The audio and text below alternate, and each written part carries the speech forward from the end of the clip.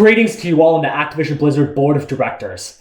We hope you enjoyed the opening sequence as it provides a unique, nuanced, and interpersonal view into what some of your employees are experiencing in the various rungs of your organization. The members of this team are here today to analyze these exact problems within the organization, given the multiple lawsuits filed against the company for facilitating a culture of sexual harassment. While we understand that this is difficult to hear, the fact remains that a toxic frat boy culture has been allowed to grow within the company workplace and has had a dangerous effect on women within the organization. Our analysis of the company identified symptoms of the toxic culture relating to alcohol usage, groping, bullying, coercion of sex, and a complicit attitude from immediate supervisors. While this culture has been established by long-standing male employees within the company, and their behavior shouldn't be excused, we've determined that the root causes of this negative culture are actually based on the company's well-intentioned policies around productivity and incentives. Through a situational analysis based on incorporating theories of organizational behavior, we suspect that management policies around the CEO's leadership, corporate structure, and subsequent power dynamics reveal a system that allows for negligence in monitoring of this cultural development. With productivity valued so highly in the organization and high levels of autonomy given to the departments, these cultures of harassment can easily form among these close male coworkers who have an incentive to protect each other and hide HR reporting for the sake of performance optics. Our proposed solutions aim to combat these incentives while empowering communication channels and equitable workplace behavior. Among our suggested alternatives of managing human capital via external parties, a restructuring of the organization, and the replacement of the CEO, an analysis on impact and feasibility criteria suggests that new initiatives around human capital management would work best for you at this time. Low-cost steps around more transparent HR reporting and third-party involvement would have a significant effect on the rebuilding of trust towards management within your company and could serve as the building blocks to phasing out this toxic culture. To recap the problem, while Activision Blizzard is still a leading player in the video game industry, responsible for this year's Call of Duty Vanguard release and updates to World of Warcraft, the company is undergoing 3 lawsuits for sexual harassment charges and discrimination within the workplace. The Wall Street Journal covered these lawsuits in an article which has sparked added hardship for your company. Hundreds of staff performed a walkout hours after the article dropped. Many managers have left the company of their own accord. Many of the company's major upcoming releases have been delayed into 2023, and Blizzard's stock price dropped over 20% this year to its 52-week low. The major issues facing Activision Blizzard are these sexual assault allegations and the subsequent mistrust that employees have towards upper management. And these allegations aren't unfounded.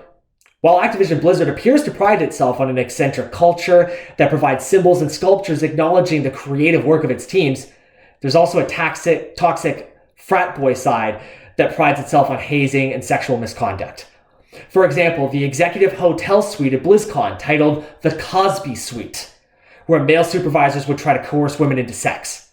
And these same individuals are responsible for complaints of groping, crawling under women's cubicles, pressuring women to binge drink at company gatherings, and rape. One particular case cites the sharing of nude photos among male co-workers at the office that led a female employee to commit suicide. While the short-term problems for Blizzard center around these lawsuit allegations, the long-term problems pertain to a lack of trust. Whether these HR complaints reached your desk or not, the perception is that the board was complicit or negligent in handling these allegations. While the perpetrators are to blame, the root causes for these toxic cultures are actually other management and leadership policies. Incentive-based leadership styles, vertical, siloed structures, and department power autonomy have all allowed these toxic issues to fester within the company. Now I'm going to pass this off to Jordan and Sabeel, who are going to take the situational analysis a step further. Regarding leadership, Bobby Kotick is human capital focused. He hires based on passion for the industry and the motivation of that particular individual. He stated in an interview with Forbes magazine that majority of his hires are actually science-based majors, and they have nothing to do with the industry prior to applying for Activision Blizzard. Activision Blizzard promotes within the organization. They focus on developing in-house talent, and they want high-performing employees to grow with the company. Now, regarding high performance, Bobby is completely obsessed. We have concluded that his leadership style falls between directive behavior and achievement-orientated behavior as per House's path goal theory. Bobby rewards department heads with a lump sum to distribute between the respective teams. And basically, it's the more you perform, the more you innovate, the higher the reward. So innovation and generating new ideas is very important to Activision Blizzard. They actually have an event called the Green Light Process, where anyone in the organization can pitch an idea. They have it reviewed and critiqued by the team. And those that progress through the Green Light process are awarded with a bonus. Bobby's mentality has always been focus on what you have, what you do well, and how to improve upon that. He believes it's very easy to get distracted by diversifying too much, and his mantra is very simple. Focus on what you do well. The organizational structure at Activision Blizzard is a product departmentation structure where the franchises are led by a head or a president, and they have a full dedicated team to meet performance and project milestone obligations. In theory, this is great for coordination within the business unit, as all human capital are under one roof and one rule.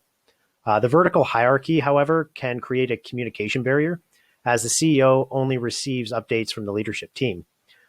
So how does this structure lend itself to such a toxic workplace environment? Let's take a moment to consider the following. So 1, we know that project timelines are short, causing long days, late nights, and tight deadlines. 2, department budgets and bonuses are dependent on performance. And 3, the retained capital are very competitive and they're treated like rock stars. Their actions are usually met with minimum repercussions, and because of such an extreme emphasis on performance for the department, we can infer that the managers were protecting their high performers by filtering communication upstream to lessen the impact or the urgency. Talking about power and politics, we can see many examples of problematic power dynamics and political behaviors in Activision Blizzard. There have been numerous instances of coercive power being exercised by the executives and top management. This is reflected through its mandatory arbitration clause in employee contracts, instances of union busting, disciplinary action taken against employees, and supervisors coercing female employees into sex.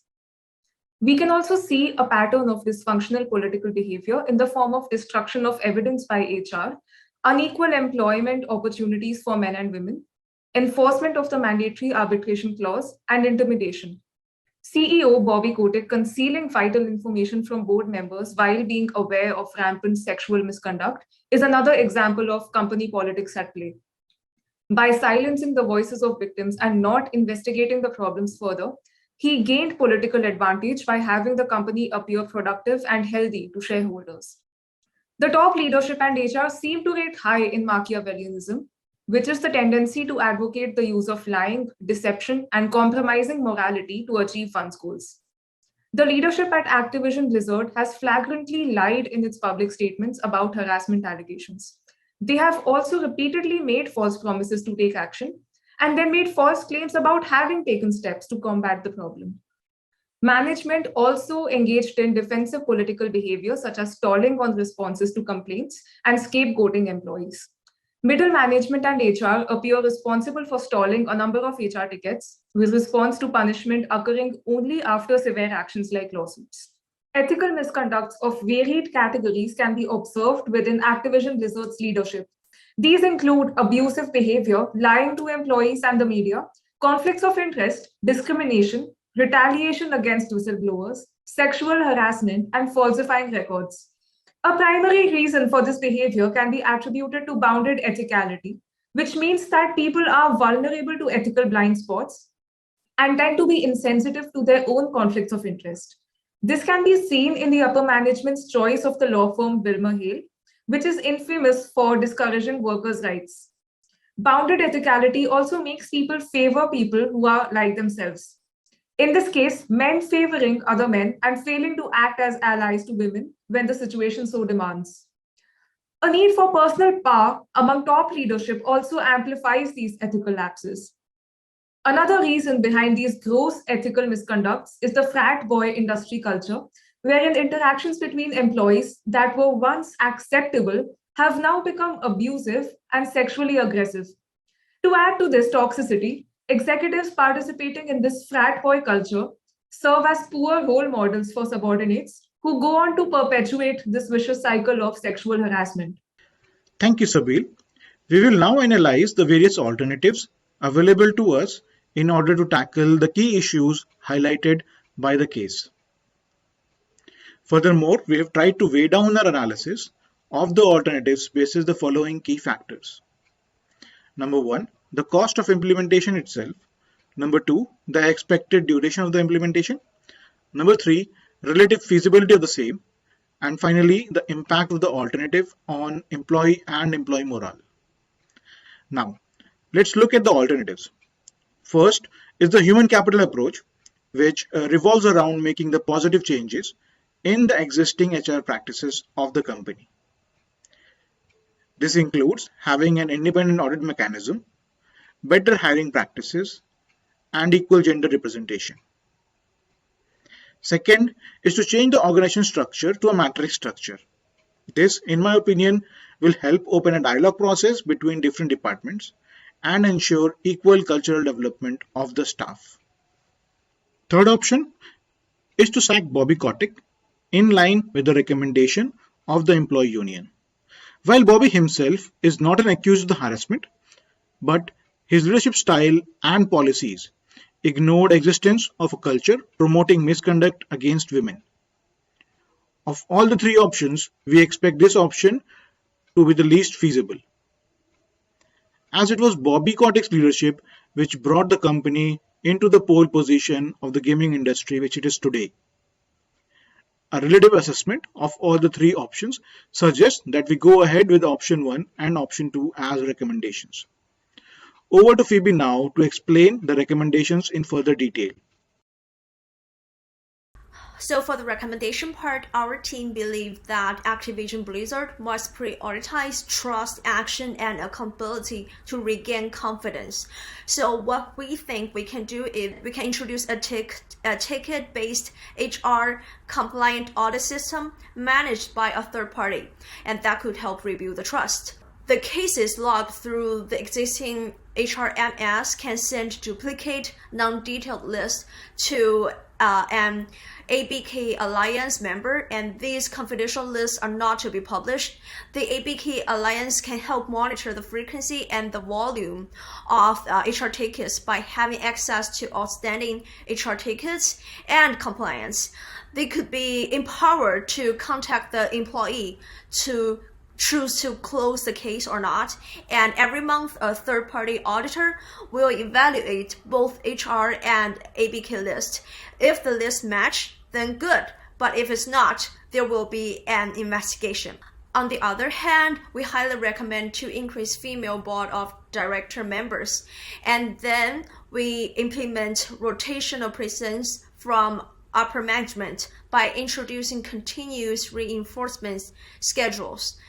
The upper management presence can also act as a deterrent to abuse and thus prevent further victimization from those who voice concerns. And it fosters interpersonal relationship between manager, human resources, and employees. Additionally, this will establish an influential point of contact within the departments that hold more power than the direct supervisors. As a result, the organization's old exclusively vertical communication approach will be adopted elements of a shared communication channel. So we understand that there could be some potential risk for our previous recommendations. So the first one would be that due to the company's current reputation, we will find it is hard to recruit female candidates for the company. So what we can do is we lower the bar a little bit and train them afterwards, or we can raise the female employee's salary. The second risk would be the inefficiency of third-party audit. We can fix that by setting up a liaison person between internal and external. The third risk would be ABK members, they release the cases to media. So what we can do to prevent is that we ask them to sign an NDA form with HR and then give them non-detailed list. So the last risk would be it is difficult to maintain the continuous reinforcement schedule for the management team. So we will definitely recommend the management team switch to a variable interval schedule for a long term. So for the implementation part, we highly recommend that we do it in 3 phases. The first one would be ticket audit, and the second one would be introduce the rotational presence from upper management, and the third one would be in order to maintain a high performance in the long term. So we switch it to a variable interval of schedule, and we make sure that in every phase that we insert some certain kind of investigation to make sure that nothing goes wrong. Now we're moving to a conclusion. In conclusion, the human capital approach applies many small solutions to correct a large problem. Through accountability, enforcement, diversifying our team through fuller inclusion, and bringing the board members to the front line, employees can begin to start regaining trust in Activision Blizzard. The firm understands that this will be a long transition, but a needed one. Patience, determination, and sustainability for what is right is our only course of action going forward. Thank you very much.